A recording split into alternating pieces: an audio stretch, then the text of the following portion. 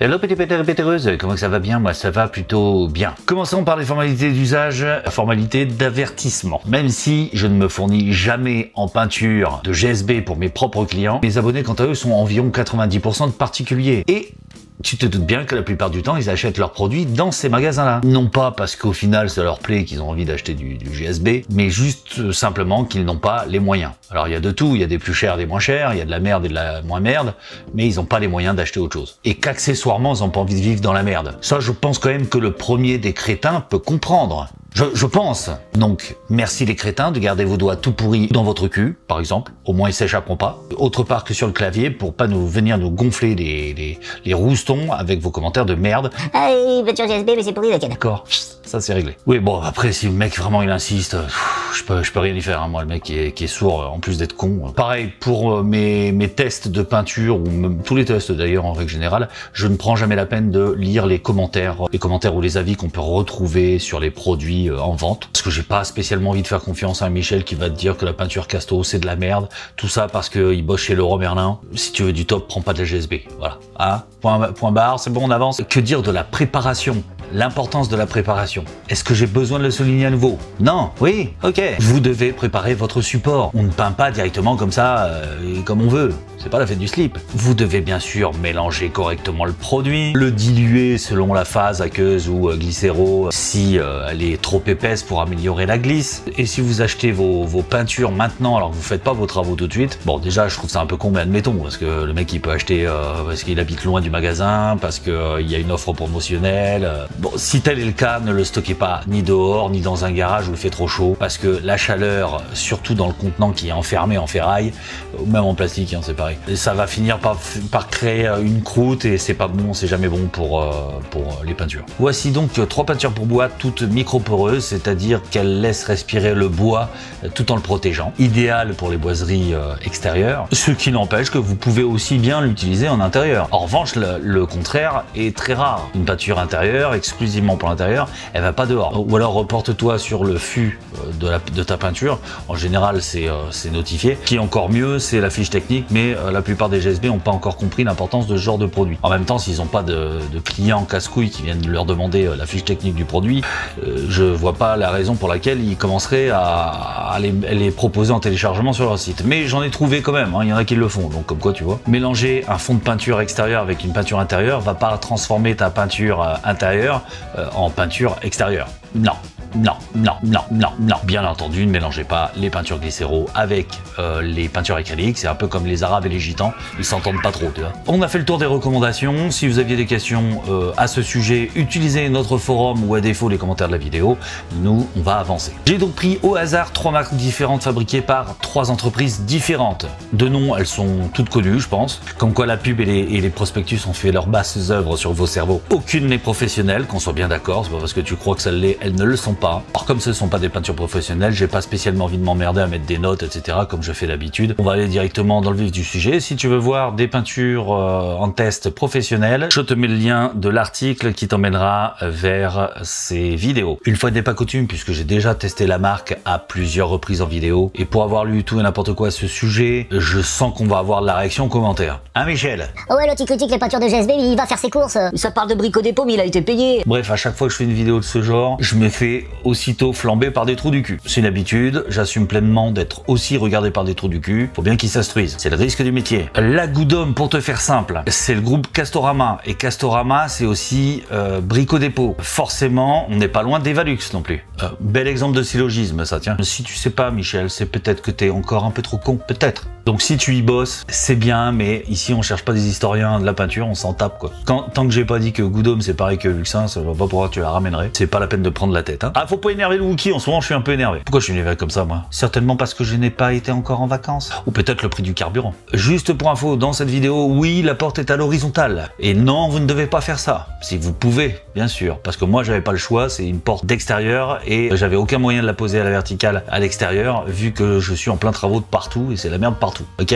Non? Bah, on s'en fout. Donc la Goudhomme, pour l'avoir déjà testé en peinture d'intérieur dans cette autre vidéo, j'ai été surpris par le rendu final et même la qualité du produit d'ailleurs. La meilleure consistance différence des trois. Une application plutôt facile et un rendu plutôt impeccable. Dans cet exemple, nous peignons une porte pré-peinte neuve, préparée niveau ponçage. Il a quand même fallu faire 3 couches parce que ça reste du blanc. C'est bien avec le blanc que l'on peut véritablement se rendre compte de la qualité du produit, en tout cas dans le critère d'opacité. Pourquoi je mettrai un bémol sur la Bondex qu'on verra juste après. Cette peinture n'a pas l'air de projeter plus que ça. Son défaut, c'est bien son aspect parce qu'elle est annoncée comme une satinée et là très clairement son brillant spéculaire est plus proche d'un velours, appelé parfois demi-mat, demi-molle, qu'une véritable satinée. Ce qui entraîne le second effet, à savoir sa lessivabilité. Là j'ai réussi à le dire du premier coup. Plus son aspect est mat et moins la peinture se lessive. Je rappelle la différence entre lessivable et lavable.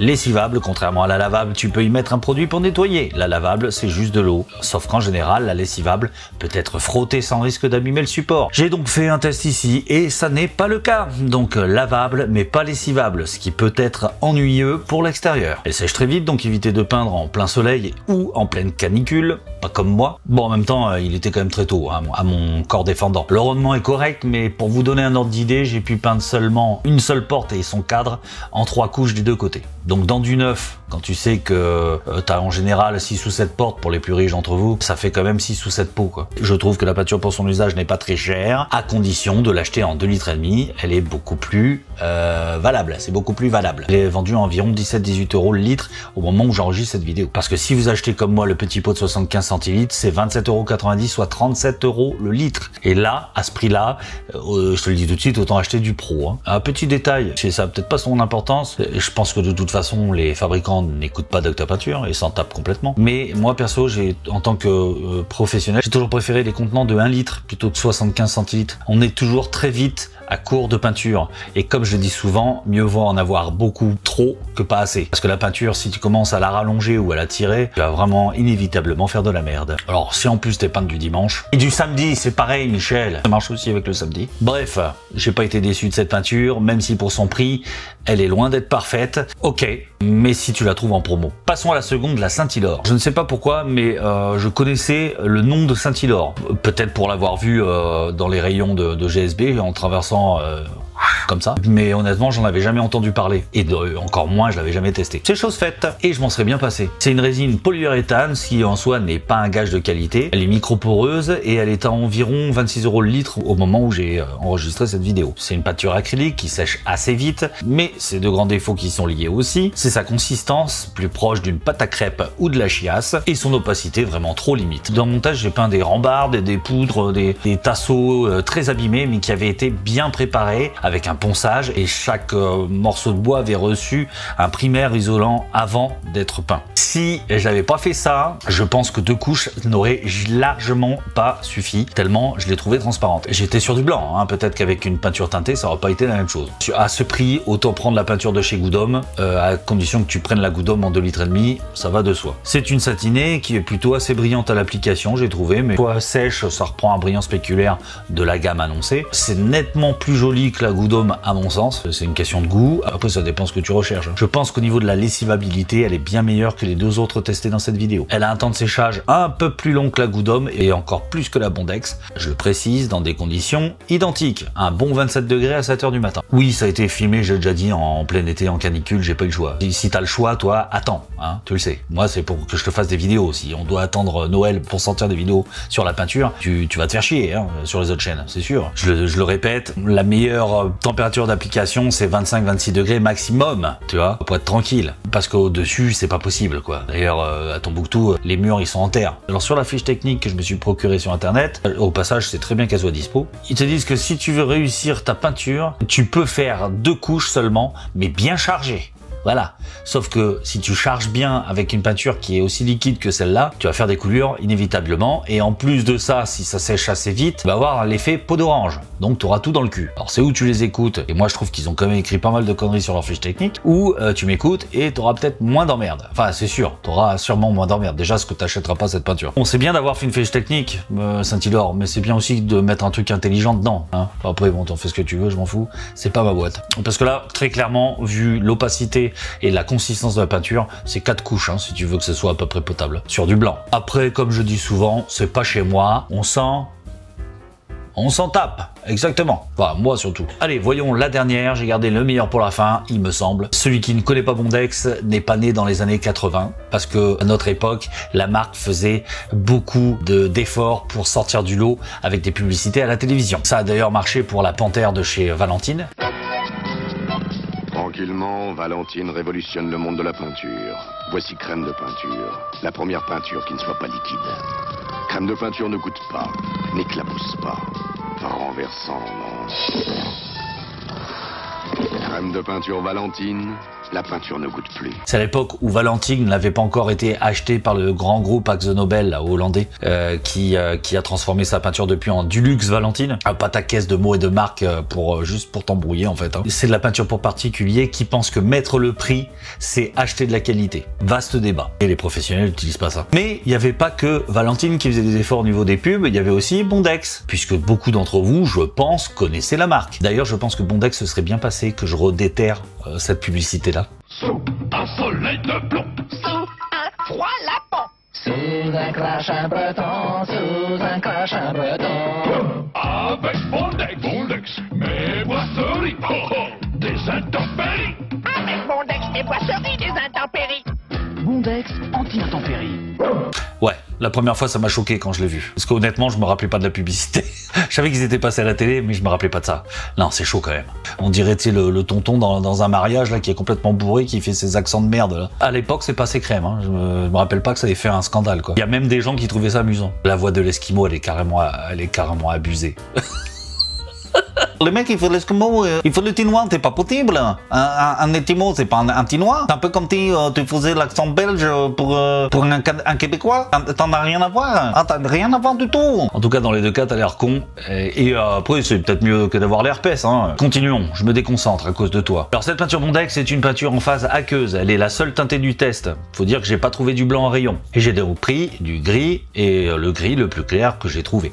Forcément, qui dit gris, dit plus opaque. C'est donc normal que au final la peinture soit de meilleure qualité ou paraisse de meilleure qualité en tout cas. Donc je vais pas juger de son opacité, juste pour la précision, en 2 couches j'ai réussi à couvrir le panneau de bois qui était brut, donc c'est vraiment très bien. Elle a fait son job de ce côté-là. Il n'a pas d'odeur, elle ne coule pas. Mais même s'il avait été bloqué, le bois, j'aurais jamais réussi à faire des 12 mètres carrés annoncés, ça c'est clair. On est donc très très loin de la consommation effective. Je la trouve très pâteuse. Peut-être était-ce un vieux modèle parce que c'était un pot qui était vendu à 30 €, mais je l'ai eu en promotion à 23 de mémoire. Et 30 € le litre, ça fait très cher. Maintenant, quand on sait que c'est fabriqué par PPG, c'est le groupe qui fabrique aussi Seigneur et Gauthier, etc. Ceci explique peut-être la qualité du produit final. Moi, j'ai trouvé qu'elle séchait très vite.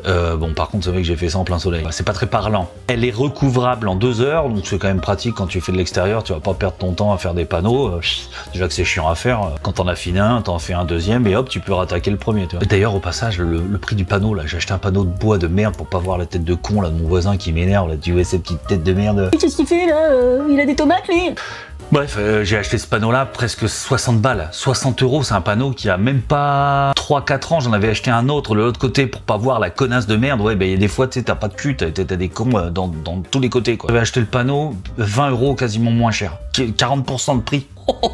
Oh l'abus. Avec le Ricard qui a pas trop bougé, je crois, non? Bref, j'étais super agréablement surpris par la qualité de cette peinture. Je pense qu'elle a tous les critères pour recouvrir les bois de votre jardin à un prix raisonnable. Je reprofite de la fin de cette vidéo, oui, parce que je sais, c'est déjà la fin, il faut qu'on se quitte.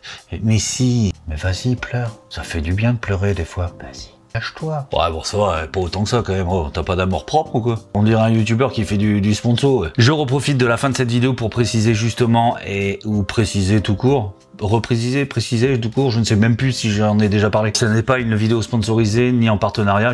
J'ai acheté toutes les peintures que t'as vues avec mes petits sous. Et voilà, c'est tout ce que je voulais dire. Dans l'ensemble, je suis assez content d'avoir fait cette vidéo parce que très honnêtement, si je l'avais pas faite pour la vidéo, j'aurais jamais utilisé des peintures comme ça autrement, quoi. Je te raconte pas l'angoisse à chaque fois que je vais passer en caisse, quoi. En général, je file ça à ma femme, je me mets à 10 km comme dans la série c'est Obélix et je suis du genre...